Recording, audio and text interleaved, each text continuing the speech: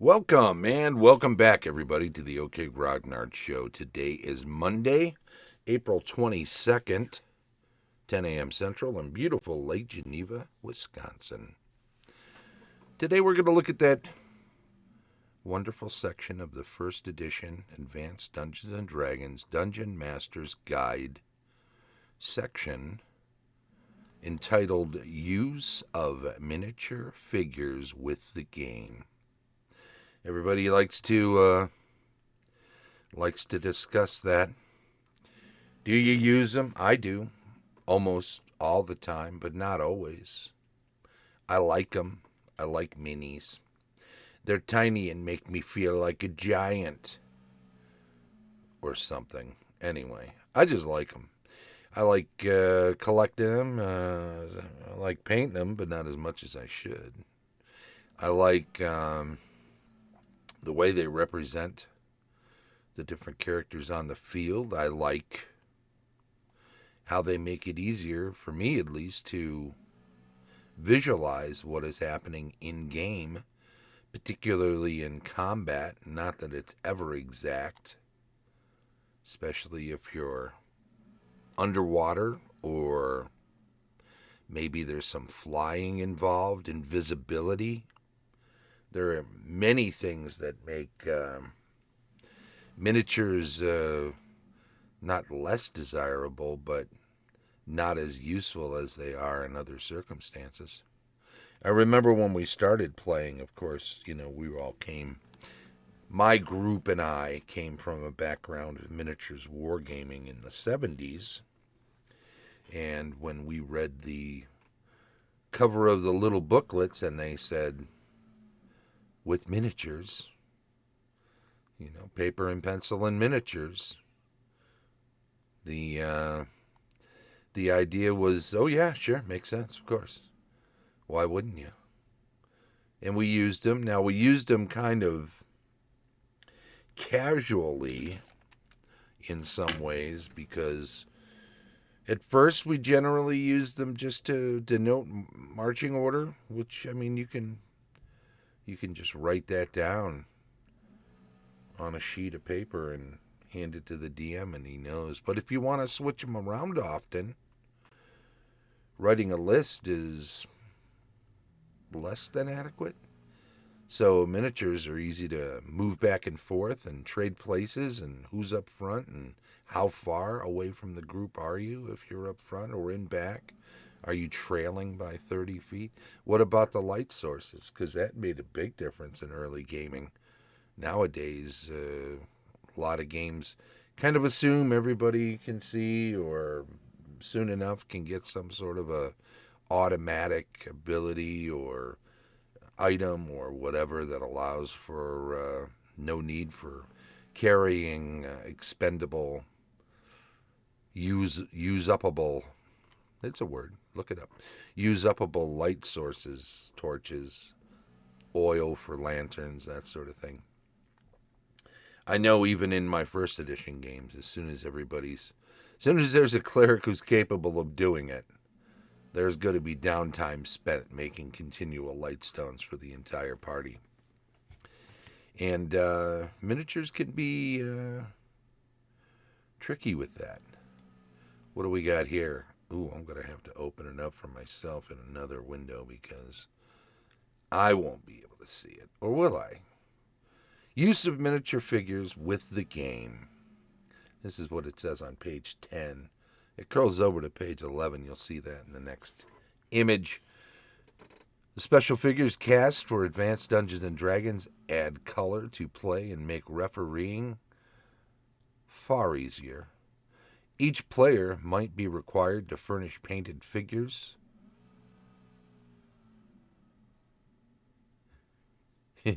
Painted figures. Thanks for jumping in the chat. Got a new user there, says, morning friend. Been a minute since I used minis. Okay. And you're playing first edition, right? Such distinctively painted figures enable you to immediately recognize each individual involved.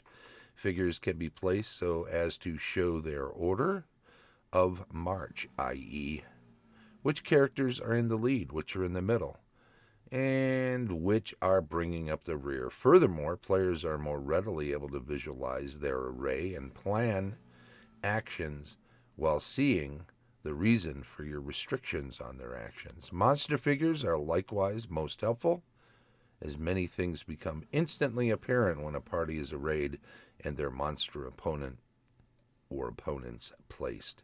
Furnishing such monsters is probably best undertaken as a joint effort, the whole group contributing towards the purchase of such figurines on a regular basis. Be very careful to purchase castings which are in scale.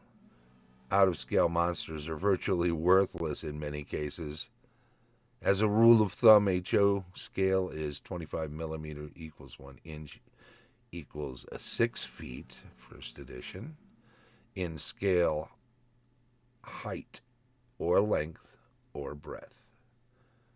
Yeah. Authorized user, unauthorized user. I'm going to call you W. W. Look at that. Says, I didn't answer my first edition query, and Vince himself is in the chat. So that was the first paragraph. Let's pop on over to the second one and see where am I at here. I'm going to do a little finagling. Here we go. All right.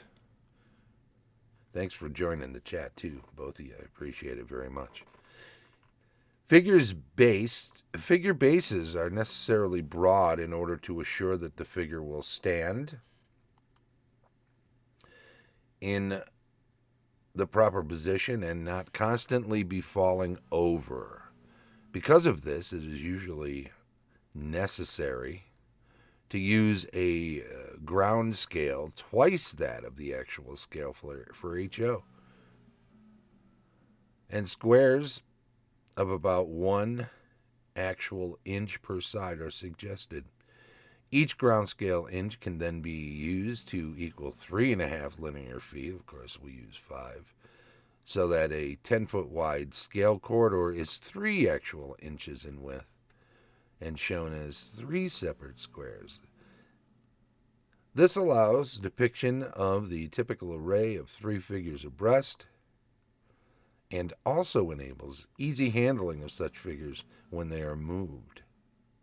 While you may not find it convenient to actually use such figures and floor plans to handle routine dungeon movement, having sheets of squares for encounter area depiction will probably be quite helpful. If you do so, be certain to remember that ground scale differs from figure scale, and when the space is actually 6 scale feet with respect to length, this is meaningful when attacking a snake, dragon, etc. If characters are able to attack the creature's body length with respect to basically bipedal erect creatures, next page, this is page 11, scale will not be a factor.